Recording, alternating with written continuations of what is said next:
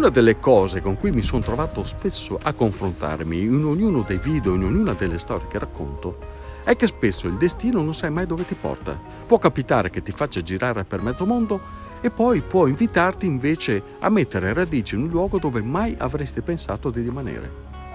È quello che è successo a Ute Freitag, una signora di origine tedesca che viene da Karlsruhe nel Baden-Württemberg, che per il lavoro del marito, ingegnere meccanico, ha appunto girato mezzo mondo. Ma poi 20 anni fa ha deciso di venire qui, a mettere a frutto la sua creatività e il suo estro creativo, aprendo un laboratorio artigiano di gioielli.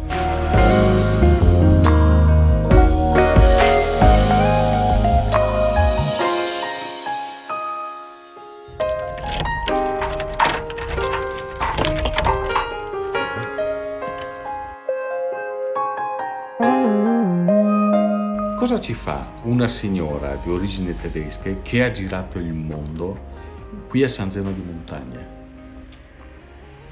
C'è accanto la tranquillità e anche di seguire le persone con calma, perché è stata una scelta mia di vivere qui, ovviamente, ma anche la scelta di avere un negozio qui su un po' lontano delle turbulenze giù del lago.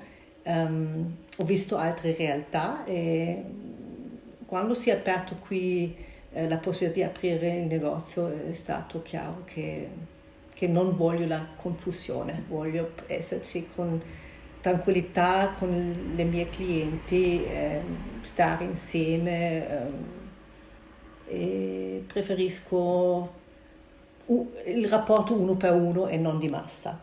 Una delle caratteristiche di Ute, una tra le tante, forse quella che più mi ha colpito, è la sua capacità di creare dei gioielli non partendo da materiali preziosissimi come oro o diamanti, anche se lei comunque usa sempre l'argento.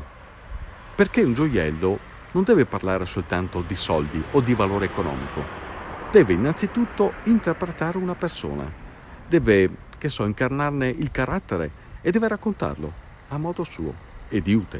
Cos'è che rende prezioso un gioiello? Per me è ovvio che sono materiali, ma possono essere anche non in metalli nobili e anche possono essere in acrilico, in legno, possono essere anche lavorato con plastica, proprio con riciclabile.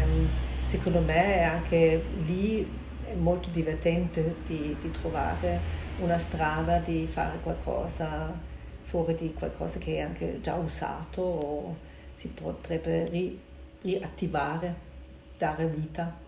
Perché dipende sempre da quello che dice allora un gioiello. Sì, per me non è solo un pezzo di prestigio, può essere anche qualcosa molto originale, anche un filo di acciaio rende dopo anche dà qualcosa che dopo che cambia completamente, perché se io prendo questo solo non mi dice niente, ma invece se viene fatto, se viene realizzato una collana che è elastica, che posso mettere in diverse maniere e proprio lì c'è la conclusione da vedere un risultato che dà soddisfazione anche dopo. Alla fine anche lei è come un cuoco, perché il cuoco usa le mani, ma senza la creatività, senza la passione, senza il cuore, anche lì, come nel lavoro di Ute, non si va da nessuna parte. E qual è il cuore? È la sensibilità, è la capacità di tradurre in un gioiello, fatto con i più svariati elementi, il senso, il carattere di una persona, che prima va letta, va capita, va interpretata, va studiata e poi rappresentata in quel gioiello lì. E non è una cosa facile. Cosa sono per te le mani? Sono le mie strumenti e anche ferramenti di lavorare, la mia creatività, le mie forze stanno lì. Questo da sempre? Da sempre, da quando ero piccola. All'inizio con molta fatica ho lasciato andare le mie prime opere di arte, ovvio. Mi sembrava pratica di un tradimento quasi di venderle, o anche all'inizio regalavo anche tante cose via perché mi sembrava un gesto carino, finché qualcuno mi diceva no, potresti anche venderle, e così è successo. Sono gioielli che vengono confezionati capendo le persone, o sbaglio? Sì, infatti cerco di capire di che cosa o come sarà la persona che le porta proprio. Vedo lo stile, vedo la pelle, i capelli, più che altro anche gli occhi, perché secondo me gli occhi si sposano sempre molto bene con un gioiello. E mi fido di questo, della mia intuizione proprio di vedere le persone al momento, e dopo anche consigliare o anche sconsigliare le cose che a loro vanno meglio e stanno più belli, più fresche, più originali. Quindi anche la scelta delle pietre è in funzione di questo. Sì, anche le pietre, perché secondo me ci vuole poco trucco nella faccia di una signora o di una donna. Invece se ha una bella collana che richiama il colore degli occhi è una cosa stupenda, per esempio. È una cosa molto individuale, un gioiello, e esprime proprio il carattere anche di una persona, dipende come sceglie le cose anche. E poi anche per Ute c'è un'ultima domanda, quella che faccio sempre a tutti. Qual è il tuo sogno? E la risposta è esattamente quella che mi aspettavo, quella più vera. Per me è stato già un sogno enorme di avere una possibilità di aprire un negozio come la mia prima